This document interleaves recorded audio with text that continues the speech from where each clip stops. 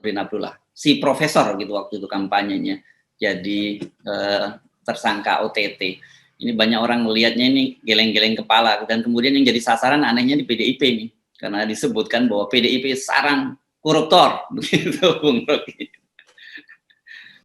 Mungkin si profesor itu dia nggak bersarang di situ, dia nyasar ke sarang itu. karena karena ambisi menduap-duap harus jadi pejabat gubernur, menjabat gubernur, maka dia nggak milih sarang lagi itu. Harusnya kan ada semacam evaluasi, ini potensial nggak nih partai itu. Tapi begitulah, kalau ketamakan itu dari awal memang diniatkan. Jadi sebetulnya korupsi ini diniatkan dari awal. Seseorang ingin nyalek jadi kepala daerah, itu pasti dia akan cari partai yang betul-betul mudah untuk memperoleh tiket. Nah, tiket menuju partai itu setara dengan jumlah uang yang tersedia, karena mesti beli tiket itu kan. Jadi dia tahu bahwa PDIP partai besar, tapi konsekuensinya tiketnya mahal. Nah, itu yang terjadi. Tapi dia nekat kan, dia oke, gue beli tiket lu tuh. Nanti akibatnya ya ini, dia mesti balikin lagi semua uang beli tiket itu dengan mengkhianati pesan publik ketika dia kampanye itu. Dan lebih gila lagi tuh, kasus itu menyangkut hak dari nelayan yang pasirnya ditambang untuk kepentingan port Newport, Makassar Newport itu. Dan itu menyebabkan kemiskinan di pulau itu tuh. Saya ikuti soal ini sejak lama karena saya selalu concern dengan soal lingkungan. Jadi Walhi Sulawesi Selatan udah dari awal itu kasih warning soal ini nih. Bahkan majalah Tempo juga pernah angkat. Jadi kalau dia menyangkut lingkungan, pasti saya ingat kasus-kasus itu tuh. Dan ini kan hak rakyat untuk menikmati ikan di pulau apa itu, Kamareng apa ya, ada pulau dekat situ itu akhirnya menyebabkan konflik di dalam kampung itu sendiri karena berebut ikan itu. Dan kita tahu kalau laut itu di pasirnya ditambang, artinya ikannya itu lari makin lama makin ke tengah, sehingga para nelayan harus nambah beli oli. Biasanya dalam 3-4 jam udah nyampe ke tempat ikan. Sekarang dia mesti pergi 5-6 jam jauh ke tengah laut dengan konsekuensi badai segala macam. Jadi ini korupsi yang juga menyebabkan kekacauan, kehangatan masyarakat pesisir pantai yang pasirnya diambil untuk kepentingan korupsi itu tuh. Karena itu kita selalu lihat bahwa satu paket pikiran yang luar biasa. Kalau orang korupsi, dia sama sekali buta huruf terhadap konsekuensi-konsekuensi yang sangat panjang itu terhadap kemiskinan. Oke. Jadi bisa jadi berapa tahun yang akan datang, anak-anak nelayan di pulau itu hanya bisa menghafal nama-nama ikan ya, tidak bisa memakan ikan lagi gitu ya. Jangan ingat-ingatin hal yang berbau potensial dibuserin kita nih. Emang begitu dia. Saya kira ini parodi yang paling keren itu. Nanti anak-anak itu satu waktu akan ditanya nama dari gubernur yang membuat Newport itu, pelabuhan baru ujung pandang, Newport, Makassar Newport itu. Dia pasti hafal itu. Kenapa? Karena sejak sekarang anak-anak itu tahu di televisi bahwa si gubernur itu adalah yang pakai baju rompi oranye. Jadi nama itu akan dihafal terus. Nah, nama-nama ikan itu juga hanya sekedar dia bisa ucapkan karena dia mungkin udah jadi buruh tambang atau buruh pelabuhan di Newport itu. Jadi terlihat bahwa janji bahwa Makassar Newport ini akan jadi hub baru untuk menghasilkan kemakmuran rakyat. Oh, itu nanti mungkin 10 tahun lalu dan 10 tahun lagi, dan bisa berakibat batal juga karena mangkrak dananya. Tapi yang jelas sudah terjadi adalah pemiskinan pada anak-anak nelayan itu. Jadi korupsi dari awal sudah memiskinkan rakyat. Itu soalnya tuh. Nah, sekarang ya terus ya. Jadi Bung Rocky tadi balik ke topik karena medsos itu langsung meramaikan soal PDIP. Kalau kita lihat sebenarnya pada waktu dia mencalonkan diri itu, dia diusung oleh 3 partai ya. Ada PDIP, ada PKS juga ada PAN, dan saya tadi buka-buka Ada. jumlah kursinya ini. Sebenarnya kursinya PDIP itu sama dengan PAN, dengan PKS, 8 kursi di DPRD Sulawesi Selatan, PAN itu 7. Jadi sebenarnya imbang-imbang. Tapi belakangan kelihatannya dia memang seperti Anda tadi memilih sarang yang salah. Ini dia sendiri belum mengakui bahwa dia menjadi kader PDIP, tapi kalau kita baca di media ada seorang petinggi PDIP, Trimedia Panjaitan, mengakui bahwa dia kader PDIP, dan kemudian jejak digitalnya teman kita Said Didu juga menautkan foto lama itu berkaitan dengan dia mencium tangan Ibu Megawati. Ini jadi kemudian orang bertanya apakah karena tadi masuk sarang yang salah kemudian ke orang yang baik karena dia pernah mendapat Bung Hatta Award itu anti korupsi, tiba-tiba jadi koruptor. Sebetulnya logikanya kalau pasti didukung oleh PKS dan Demokrat dan PAN yang PDIP dan PAN, karena itu potensial suara di situ tuh. Tetapi kita tahu bahwa PAN dan PKS pada pemilu-pemilu yang lalu itu bersifat oposisional, tuh, beroposisi pada kekuasaan. Tuh.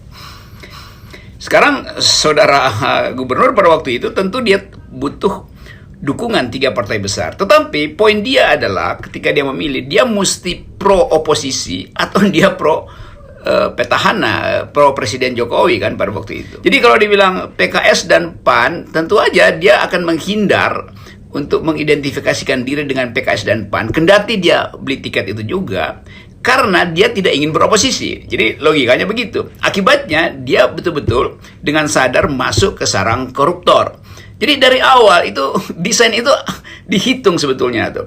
Saya menyebut sarang koruptor itu karena netizen bilang begitu juga. Saya cuma ngikutin netizen ya. Kan saya nggak bisa bilang hal lain, nanti saya justru mengacaukan cara berpikir publik yang sudah menganggap dari awal sequences ini dari Masiku macam-macam itu, bansos segala macam, maka kesimpulan publik itu nggak bisa kita abaikan bahwa PDIP adalah partai sarang koruptor itu.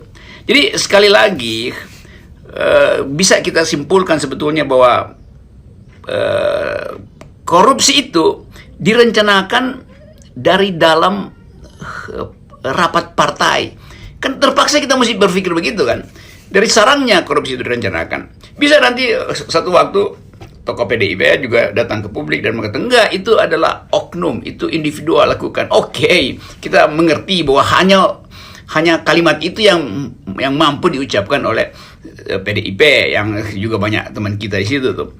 Tetapi publik nggak bisa sekarang untuk mengingat PDIP sebagai partai koruptor tuh. Karena peristiwa-peristiwa yang dalam 1 tahun ini terus-menerus terkena pada PDIP. Nah sekarang kita mau bertanya, apa yang mau diucapkan oleh PDIP itu? Seluruh keterangan udah selesai itu. Jadi Trimedia Panjaitan mungkin yang mesti ngomong bahwa memang dia adalah kader kami itu, dan mengatakan kader kami berarti dikader untuk korupsi. Kan itu pertanyaannya kan? Tentu aja enggak begitu kan. PDIP pasti akan bantah, tapi akan kesulitan kalau disebut kami enggak mengkader. Loh, lalu siapa yang mengkader kalau begitu?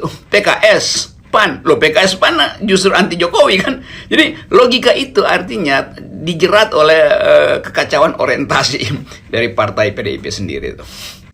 Nah, penting Anda tadi klarifikasi bahwa itu kita mengikuti logika medsos. Nanti kita pahami lagi, karena bukan hanya medsos, sebenarnya media juga kan. Media kan juga pernah membuat tabel gitu, kepala daerah yang paling banyak di UTT, dan itu yang muncul PDIP, dan dengan ditambah lagi dengan si profesor ini kan itu daftarnya tambah panjang gitu, dan kemudian persepsi yang muncul ya seperti itu gitu. Jadi kita memang tidak bisa menyalahkan logika publik, Bung Rocky ya. Iya, kalau sekarang kita Google search itu sarang koruptor, ya keluarnya PDIP, karena algoritmanya udah terjadi begitu. Jadi bukan karena FNN atau Rocky Gerung official ingin memamerkan sarang itu atau menunjukkan di WASE, di WWS itu, di peta digital itu menuju sarangnya lewat sini loh gitu. Bukan, itu akibat dari percakapan yang intensif tentang korupsi yang mengarah pada PDIP sehingga terbentuk algoritma itu. Jadi kita hanya mengikuti algoritma. Tetapi satu hal yang tentu saja menyedihkan buat kita, dari hari ke hari kita selalu disuguhi fakta-fakta itu. Tapi bersamaan dengan ini kita kemudian juga menyaksikan keseriusan dari KPK. Nah, kita sejak awal kan ngomong oke, kalau OTT ini jelas pasti akan bergulir. Tapi biasanya nanti akan dicarikan pasal-pasal yang ringan seperti kasus dari bansos gitu.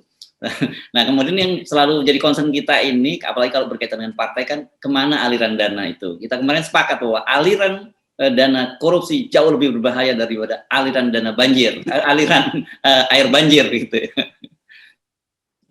Ya mungkin nanti akan dicarikan pasal-pasal yang meringankan. Pasal yang meringankan tentu adalah karena yang bersangkutan berkelakuan baik, dekat dengan rakyat, pernah menerima Hatta Award, dia adalah profesor di bidang lingkungan. Jadi semua itu akan meringankan dia. Itu kalau di Hongaria tuh. Kalau dalam masyarakat beradab, justru keprofesorannya itu yang akan memberatkan dia.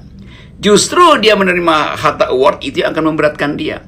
Karena terjadi kontras. Hatta Award diberikan pada individu anti korupsi, lembaga anti korupsi. Dia justru korupsi kan. Jadi betul-betul mentalnya itu udah pailit kalau kita pakai istilah perundang-undangan. Nah, karena itu mungkin apalagi dia profesor yang mengerti logika dari environment, bahwa membangun infrastruktur pelabuhan dengan mengambil pasir itu artinya merusak ekosistem itu. Dan itu masa dia nggak paham, profesor, dosen, kan ini ajaib gitu. Berarti dia sebetulnya secara sadar mengabaikan seluruh parameter yang menghalangi dia untuk korupsi. Keprofesoran tentu menghalangi dia korupsi itu. Keprofesoran lingkungan apalagi itu, pertanian tuh. Kedudukan dia sebagai dosen juga menghalangi dia untuk korupsi. Pemberian Hatta Award menghalangi dia untuk korupsi. Tapi dia langgar halangan itu, maka mesti ada pemberatan. Nanti orang minta lagi hukuman mati itu. Lalu orang, nggak begitu. Loh, kalau begitu, untuk apa yang kita sebut sebagai penghargaan, penganugerahan? Kalau kemudian dibalikkan justru untuk memiskinkan rakyat. Jadi mungkin undang-undang KPK nggak akan bisa nyampe di situ karena akan diproteksi lagi oleh kekuasaan. Saya usulkan pakai undang-undang kepailitan aja gitu kan, dipailitkan. Tapi kalau saya baca memang dia ini kelihatannya profesornya di kehutanan, Bung Rocky, dan dia ngambil S2 dan PhD-nya itu dari Jepang tuh di bidang agriculture. Jadi mungkin jadi nggak nyambung karena ini soal kelautan dan dia latar belakangnya agriculture dan kehutanan. Itu di laut tuh ada tanaman namanya algae, rumput laut. Rumput laut itu yang mestinya dia paham itu kan. Karena laut itu juga adalah lahan bertani, bertani ikan, bertani rumput laut, kerang segala macam. Jadi orang yang punya pengetahuan tentang laut, pertanian, itu artinya dia paham tentang ekologi. Kan nggak bisa kita bicara misalnya tentang wah itu karena bukan keahlian saya. Loh, keahlian Anda adalah pertanian, dan pertanian itu menghendaki keseimbangan ekosistem. Laut adalah penjaga keseimbangan ekosistem pertanian. Itu satu paket berpikir. Tapi paket berpikir yang lain adalah bahwa dia akademisi itu. Akademisi itu harusnya datang dengan standar moral yang tinggi gitu. Kalau saya akademisi, tiap kali saya dibully karena mengatakan kata dungu. Padahal justru tugas akademisi adalah memperlihatkan di mana kedunguan itu bersembunyi itu. Karena itu saya pakai kata dungu tuh. Tapi nanti netizen larang, lah sopan santun dong. Ngapain sopan santun dalam politik? Berarti kita tidak bisa membongkar kedunguan.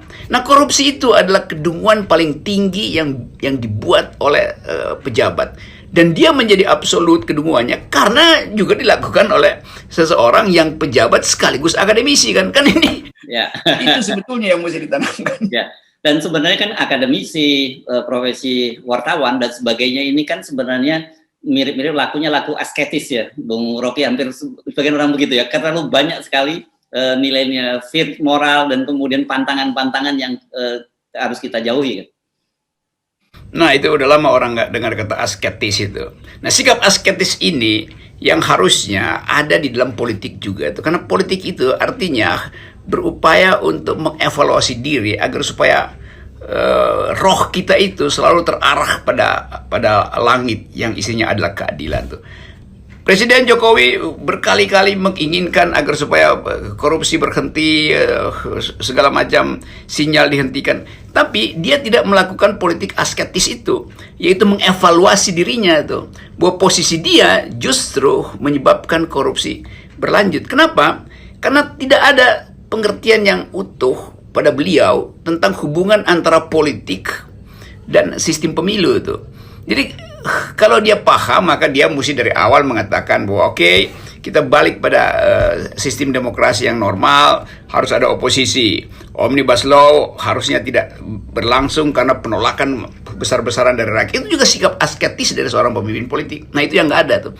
Orang yang asketis itu biasanya dia cari puncak gunung untuk memperoleh kedamaian tuh, bukan masuk ke gorong-gorong. Oke, jadi bagaimanapun kembali ke tadi yang diramaikan oleh netizen, ini bagaimanapun PDIP itu harus banyak berbenah. Karena satu, dia memang partai penguasa, dan kedua sekarang ini presidennya adalah kader PDIP. Orang akan mengingat dengan baik, mencatat dengan baik bahwa ketika PDIP berkuasa, ketika presidennya dari PDIP, korupsi justru malah makin merajalela. Ya, saya kira itu tesis yang nggak sukar dibantah, bahwa surplus kekuasaan itu selalu berakibat pada naiknya korupsi itu, kalau tidak ada oposisi itu. Jadi harus dianggap sementara bahwa korupsi itu memang dirancang dari ruang rapat partai. Itu mau terbuka apa nggak terbuka, itu yang disebut tacit agreement, perjanjian diam-diam. Kalau Anda nanti jadi gubernur, Anda mesti nyetor sekian. Artinya, kami izinkan Anda untuk korupsi. Artinya, kami izinkan Anda untuk menghina akal wong cili. Artinya, kami izinkan Anda untuk merampas sisa kekayaan yang sebetulnya terbatas pada masyarakat kecil di wilayah pesisir, di wilayah pertanian. Jadi kontradiksi itu yang akan diingat oleh sejarah. Sebuah partai wong cili justru jadi sarang di mana wong cili dinistakan. Itu kalimat terakhir saya.